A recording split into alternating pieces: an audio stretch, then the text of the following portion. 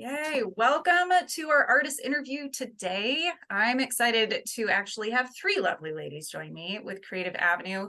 They are the ladies behind Bellingham Makers Market, and they also have their own art businesses. So I would love if you ladies would like to introduce what you do and share that with our listeners today. Okay. Cynthia, go. Yeah. So I am Cynthia T. My business is Magic Carpet Jewelry, and I have been a silversmith, a metalsmith for 15 years or so now, and a couple years full time. So I make and sell my jewelry, and then I also teach silversmithing up in Linden at the Jansen Art Center. And then I am one of the co-founders of Bellingham Makers Market that you are going to hear all about. Yeah. And I would say of it all, my happy place is still by myself in my studio making beautiful things. Awesome. And then what about you ladies? I call the Stephanies. I'll start. I'm Stephanie Torres, and Stephanie Manning can introduce herself. We own Coast to Coast Sustainables. We make eco-friendly products, good, easy switch outs for, say, plastic bags, paper towels, things that you can wash and reuse over and over for years to come, and not buy wasteful products. So that is our business, in addition to Bellingham Makers Market. I am Stephanie Manning. I am also part of the Coast to Coast Sustainables product making and business owning. We have been doing this for many years on our own and trying all products that don't work. So we decided to start a company 3.5 years ago that makes sense to us, that makes it a user-friendly company that is easy to change out. And then to add in the whole Bellingham Makers Market avenue, it has been a game changer in so many ways, but also so much more work. And I think it's super fun, but it's very challenging to get it all done. To sum up, we're crazy. Oh yeah, I feel like you have to be. If you decide to run markets, there has to be just a hint of craze in the background to want to tackle that and still run your art business. Because I've been so excited to talk to all three of you, because I haven't gotten to talk to a lot of other market hosts other than just like on Facebook groups and stuff. And so I'm excited to share with the community, like, how did you even get started? Like, what had you go from like doing markets yourself as an artist to creating this makers group? It wasn't planned. Yeah. It was a happy accident, that's for sure. Yeah, we got asked to do Northwest Tune-Up after doing it the first annual event, and that was 2022. Yeah, that was last year. Mm-hmm. So I'm like, that seemed like 5 years ago. And so we were all makers vending at Tune-Up, and Nick, one of the organizers, said, you guys work really well together. Would you be interested in organizing the event next year? And we were all excited about it. And then we're like, well, we should probably practice and do another market before that. And so it just, it all started to come together, and we just sort of fell into it. So our year anniversary is Shop Small Saturday, the Saturday after Thanksgiving. And so we have our yearly event down at the ferry terminal that day. And so we're really excited because it is our 1-year anniversary, and we have done a lot in a year. So we did a small event prior to that. It was the one in Ferry, so there was a small one, but not on a big scale. Yeah, that was teeny. Totally there was like 7 people. You gotta start somewhere like that. You can't just start with 100 vendors and then hope it goes well. Like, it's much easier to start small and grow than to tackle something really huge. We didn't start super small. Our Small Saturday last year had 50 vendors. Whoa. Yeah. And so then our next one was the spring market, and there were close to 100 vendors. Holy cow, that's awesome though. I'm like, just go in full throttle. That's amazing. What have you learned? I was gonna say, I think all of our personalities, we kind of egg each other on, like, oh, that sounds really fun. we get asked if we want to host a market somewhere, and we say, what a great opportunity. That sounds fun. And just kind of dive in. So we've done probably far more than even we thought we were going to in a year. And we've had to say no to a lot of things too, because being makers on the other flip side of this, it is so much work and time consuming to host a market and to vend at the market that it is wearing so many hats at the same time that it is unfortunate that we have had to say no to some events that we were asked to plan. And I hate saying no, but mentally and physically, we can't do them all. Yeah. Well, and I think it's healthy to say no and know what your limits are too. Like taking on so many is stressful enough that to like overburden your schedule with like making your craft and planning at the same time is a lot. Yeah. So I'm curious, like now that it's almost been a year, like what have been the biggest lessons or like the biggest surprises that you've come up against in planning? All the work it takes to put on an event for sure.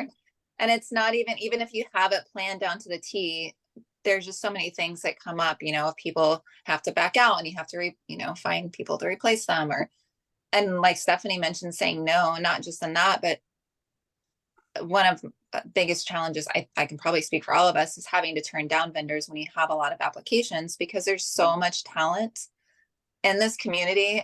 It's insane. I mean, we are surrounded by artisans and makers, and yeah, so that's been a hard part, but we've learned a lot along the way. I don't know. I can't even think of where to begin with that.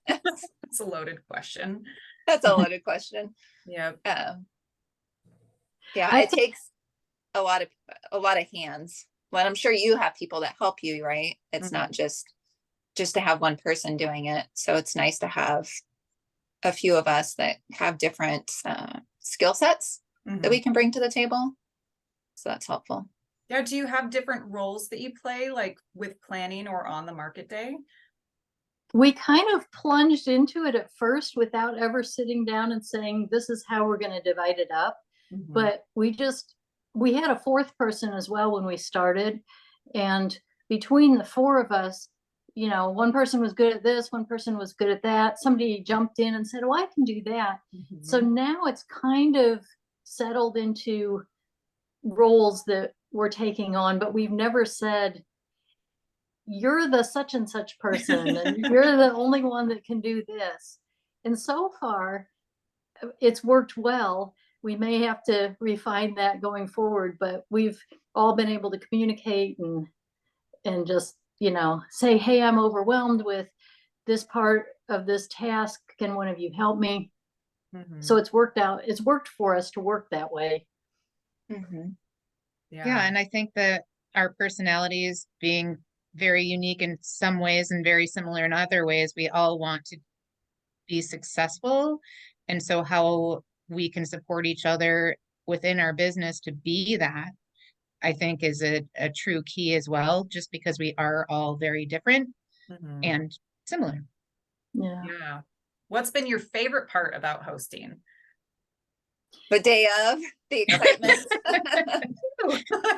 When it all comes together and you see people just having a good time and selling their products and getting their products out there, and at the end of the day telling you, what a great day it was for them and they can't wait to do more. That's definitely my favorite part. It's just seeing the end all when you put so much work into it. And especially with the hiccups and things that do happen, and then to have a successful event, and not only are the vendors, the makers happy, but also the customers are so happy. We've had so many great compliments that they could say, oh my gosh, this is definitely a juried event. You really know, whoever's doing this really knows what they're doing. And I think that truly is like the biggest hug to me. Like, we work so hard behind the scenes that people don't see all of that goes into it.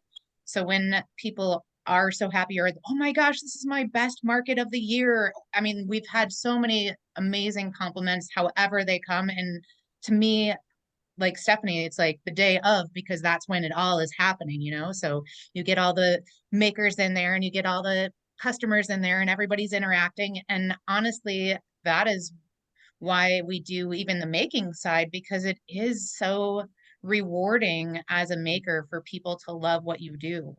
And then it becomes even bigger when you're on the back scenes of it all too. So I really enjoy that. Yeah. I think one thing that I have just loved is sort of, I'm going to call it coaching vendors on how to be better vendors.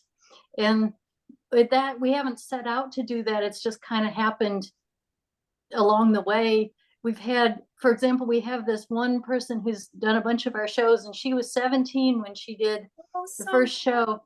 And she's just an incredible artist, and her mom is super supportive. And for the first show, which was a year ago for the holiday market, it was mostly her mom doing the talking about, this is my daughter's stuff. And once the daughter realized people were buying things, she got kind of excited and started talking too. And then she's done several of our markets since then. And just to watch her grow, as soon as she turned 18, she got a business license in her own name, and she's just flourishing now. So it's really that whole thing, all those discussions with people about how can you make your booth look better, and you know, how can you set something up here that is going to draw people in, and all those casual interactions where we're actually taking what we've learned about being vendors and salespeople and passing it on. I just love that. I thrive on that.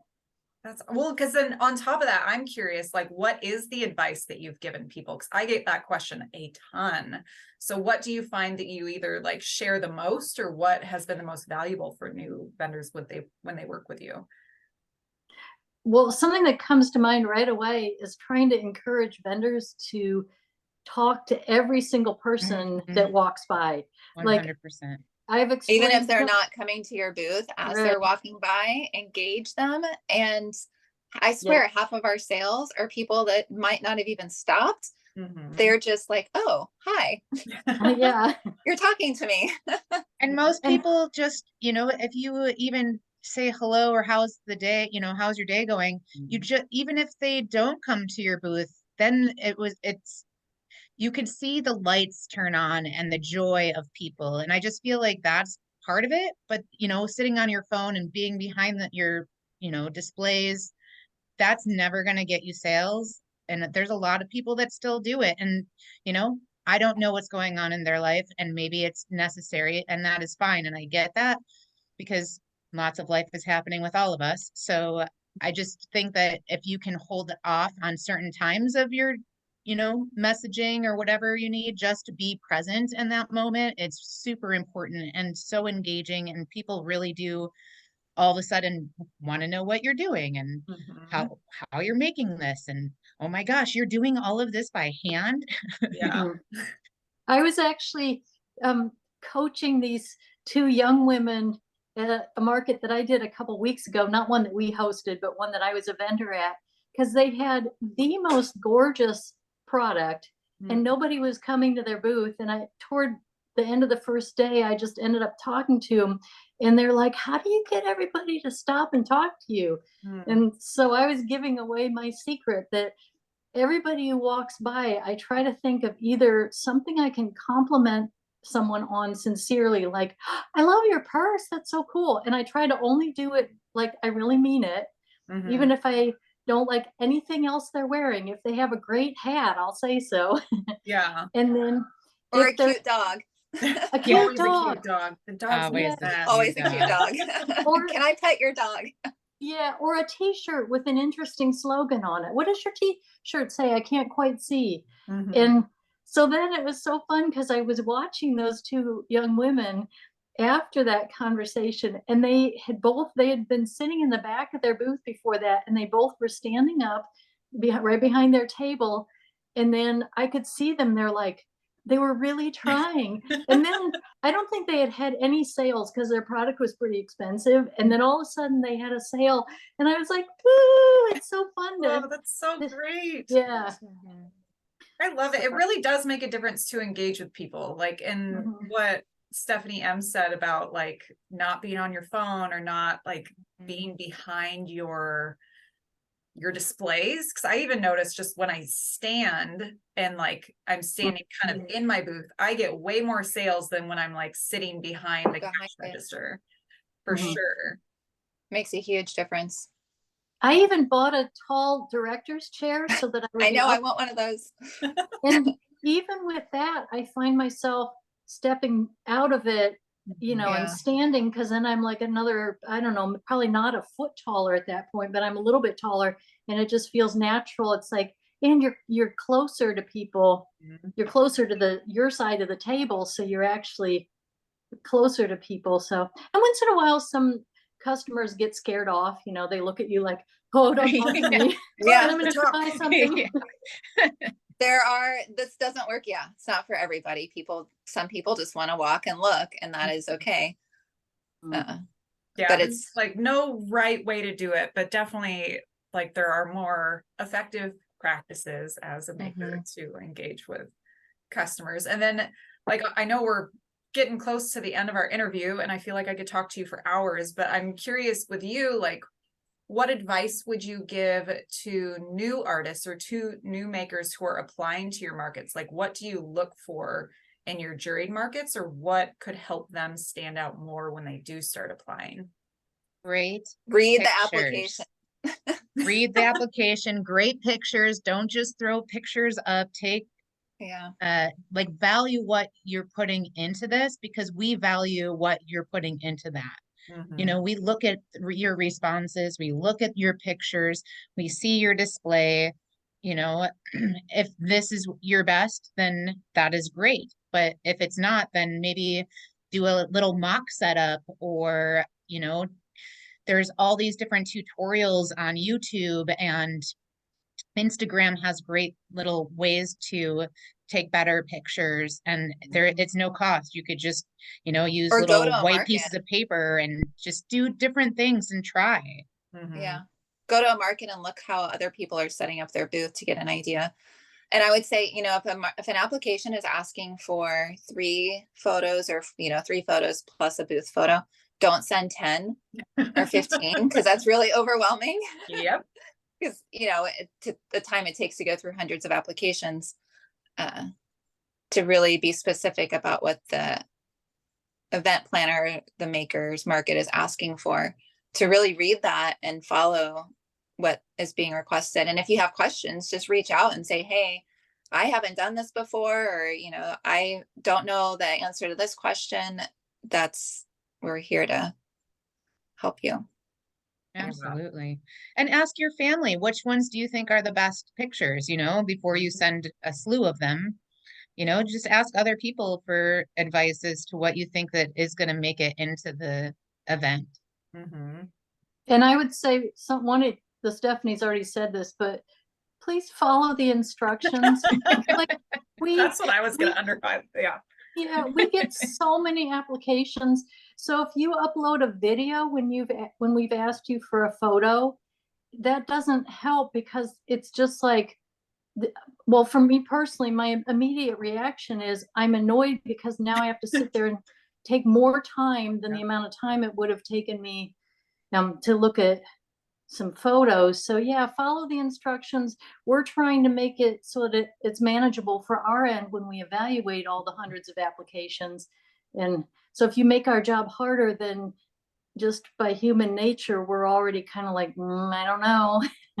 Yeah, I'm like 100% in the same boat. Like the biggest challenge about juried markets is people not reading the directions or not answering questions like as they're designed. Like one of the questions I always ask is like, describe your products, really sell yourself here, and like what makes you unique compared to other vendors. And some people just be like, I make blank. I'm just like, Yeah. so Awesome. okay, Yeah. cool. Like, and sometimes they make beautiful things, but like if they don't follow directions, I have to automatically like take them out of the pool, because there's just so many other applications to go through where people actually followed the instructions, which is too bad. So I'm like, I've had to turn away some really amazing vendors because of that. And I give them that feedback. I'm like, hey, would love to help you. And you didn't follow that instructions. Here's the part that you missed, just to give them that like, hey, Right. So when they apply again, then they know why, you know, and I think that that's always helpful for people that typically make it through the jury process. Like if you don't, what is the reason, you know? And sometimes it's just because you have so many in the same category. And so Yeah, when you do answer a exactly. question and it says, how do you stand out from other people doing a similar thing? You have an ability, you have an opportunity to shine right there. Like, Mhm. why is your craft so much better? Yep. Yes. But also don't get discouraged because, you know, if you have questions, ask. And we've been on that. I mean, we've all been on that end, right? Where you apply to a market and you're like, well, why didn't I get in? What did I do wrong? And sometimes there's just so many that you have to turn down the greatest too. Yeah. And it's challenging because there's only so many spots. I mean, in Bellingham, it's really hard to find a large venue, Mhm. a large indoor venue that will take more than 40 to 50. And so you really have to narrow it down. And of And that course, is so I- challenging for us because we get hundreds of applications and we really want to host bigger events, mhm. but to have all of those people exposed to the elements that we have here, it's a big challenge. And In the I know winter, that yeah. as our coast to coast company, we're just like, everything's paper and there is no way that our products are going to make it if they fall over, you know? Yeah. Yeah, Outdoor in the markets rain. here are hard, especially like fall through spring. The weather's just so unpredictable because I'm in the same Yeah. boat trying to find an indoor venue that's big enough. Because Anacortes, our biggest indoor venue, just is shutting down at the end of this year. So it's I like, heard oh, that. That's so why? sad. It's That's such a so great spot. So sad. sad. So I'm still on the hunt for 2024 for a larger venue, but right now the venue in town, the most vendors I can have is about 30, which is like Mhm.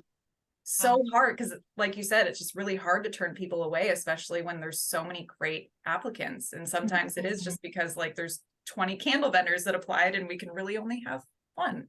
So yeah. I want to throw Absolutely. in another quick thing that is sort of a not a hard and fast rule, but just to say something that's difficult from our end is when we can't tell what product the vendor is really focused on. So somebody makes some candles and some soap, and oh, they have some t-shirts, and oh, look, they make tote bags, and that it's harder for us to curate and make a decision about those because we might have somebody who only makes candles, and this person who makes a lot of things, maybe their candles are great, but so if you do make a lot of things, just know that that's harder for us to make decisions about. Or give us a focus. You know, this is Yes. my main Mhm. focus And on would what you be willing to give up your candles or your this or that? Jewelry. Because, yeah, jewelry, because it is more of a saturated thing and say, oh, I'm going to stick with my apparel, or I'm going to, you know, I'm going to focus on this event. And we may say, okay, we see that you sell all these other things. Can you not bring them and just focus on these certain items? Because otherwise we have to say no to your whole entire business. Yeah. Which is And that is yeah, thank you for bringing that up, Cynthia, because that is so accurate. Because sometimes people show up and they, at least what I've experienced with a few markets is they don't tell me that they sell candles, and then they bring their candles after we've already been full of candle vendors. Oh And no. that's also a challenge of like, be transparent with what you have is like, Mhm. list it all. And like, you can even say like, and I'm opening to just bringing one or the other, just because it really does help the hosts narrow Right. it down. Yeah. It's We have a question on our application that is, after we ask what category, then if you could only sell in one if you sell in multiple categories, but you could only sell in one for this Pick one. market, pick one and tell us what it is. And I don't know how many times we've gotten applications that people say, oh, I couldn't choose. oh And yeah. and it's like, well, that's not very helpful to us because then we don't know who to compare you to when we're evaluating in a category. Yeah. To sum it up, making markets, creating makers markets is a lot of work. So please be patient with us. yes, be kind. We love what It we're is so doing, much but work. it's a lot of work. Yeah. Yeah, I think that that's a lot of artists or makers, especially when they're new to the world, don't realize how challenging and how much work actually goes into putting Yeah. together a market. Like It's a job. it is a full-time job. And It's a like, I full-time know job. we already have our other jobs. Like I'm a maker too, and I teach piano lessons. Like hosting markets is definitely like, it takes a lot of my attention. And I think same with you ladies, it's like the easier you make it on the host, the more they'll want to have you back too. Mhm. What Yes. I found is like the Great people advice. who are polite and respectful and who like just make it easy and actually answer the questions and like follow the directions as it's listed, like it just makes it so much easier, I think, for everything to flow really nicely, even though there are the hiccups, there are the cancellations, there are the like, oh, the Yeah. electricity went out, or like the weird stuff that happens the day of. Like as long as vendors are nice, like it just makes being a host worth it. Right. Yeah. Because we're all here to be successful and have fun. Mm-hmm. Is what it boils down to. So And just And supporting share small what we do and what businesses. we love, Yeah. you know, because we are all makers on this conversation here. It is so true. You love what you do and you want to share that. And then being the host of it all, it's so much more challenging because now you're wearing multiple hats, even on the same day, to try to sell your goods and to make everybody happy. You know, being kind is the easiest way to really set yourself aside from others, because there are people that have not been happy, and I understand that life is hard, but you need to yeah. like compartmentalize those parts that are not working out so And great. there are markets that aren't as great as others. You can put Yes. your heart and soul into planning all the marketing, all the things, and sometimes it's just not as successful as the others, and Yeah. that's hard. It's hard as a host to deal with that because it's all on our shoulders. So Well, we 100%. put so much like love and energy and effort into advertising and promoting that, like when a market doesn't have as much attendance as we really hoped, like that's honestly out of our control. Like I had a market that was on the smokiest day of the year, and so nobody left their house, and we had very few shoppers that day, and like there's no way we could have predicted that. And I think I just really appreciated all of the vendors who are gracious about it, because I think another piece of advice is like, one, don't complain. Like there's ways to give constructive feedback, and then two, don't gossip or talk badly about other vendors or hosts. Because I absolutely had some vendors show up that didn't speak nicely of either their vendor neighbors or like a past market that participated in, and it doesn't look bad on those markets, it looks bad on the person complaining. So just something to be aware of as people get into markets, or even if they've been around markets forever, just like notice, how do you talk about people, and is it in a good light, or are you complaining? Because the complaints don't really help.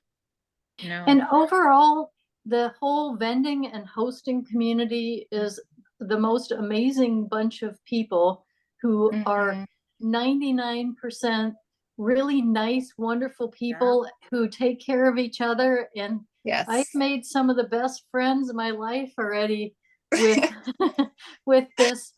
Just, you know, the connections are great. So come into the market with expectation that it's going to be fun and you're going to meet people and you're going to make lifetime friends and all kinds of good stuff is going to happen. And then when there's like a vehicle parked in your booth space that has to get towed and before you can set up, then you're kind of okay about it. Like, I'll just hang out and chat with my neighbor vendor here who's really nice, and I saw her at the last market.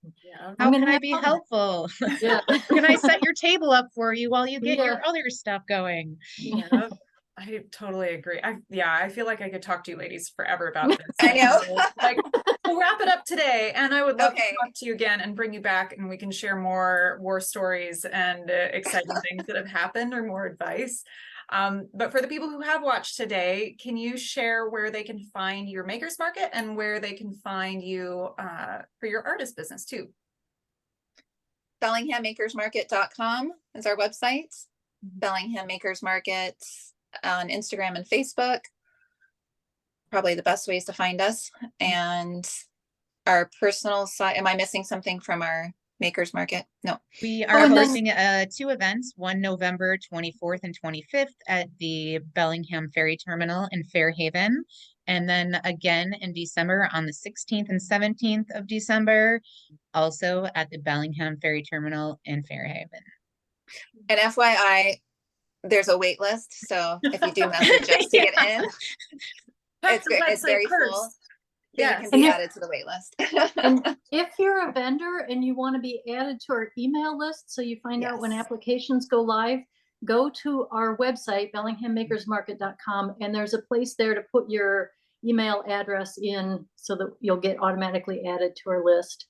And then personally, my business is Magic Carpet Jewelry, so I'm Magic Carpet Jewelry on everything, on Instagram, on Facebook, on Pinterest. My website is Magic Carpet Jewelry, and you can email me at cynthia@magiccarpetjewelry.com. Love it. Yep. Okay. And we are Coast to Coast Sustainables. Everything is C, the letter, the number 2, the letter C. So C2C Sustainables.com, C2C Sustainables, Instagram, Facebook. Hello at C2C Sustainables. And if you want to know where any of our markets are, you can find us on our website, and you will find a long list of places that we will be as vendors and Update that. as our hosting. And for vendors out there, Bellingham Makers Market has already reserved a venue for March 30th, 2024 for our spring market. It is the Depot Market Square, which is the Bellingham Farmers Market venue in downtown Bellingham. So March 30th, we do not yet have the application live for that, but you can get on our email list and you'll find out the minute it goes live. And so, and when we did that one last year there, so one of the Stephanies mentioned this already, we had close to 100 vendors, so it'll be something like that again. Awesome. Oh, well, thank you so much for talking with me today. I'm so excited to share you guys with the world. And we definitely need to schedule a follow-up one, maybe after the crazy holiday season.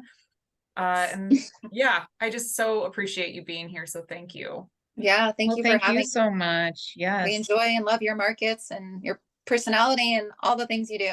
Aw. absolutely. Super fans. Mwah.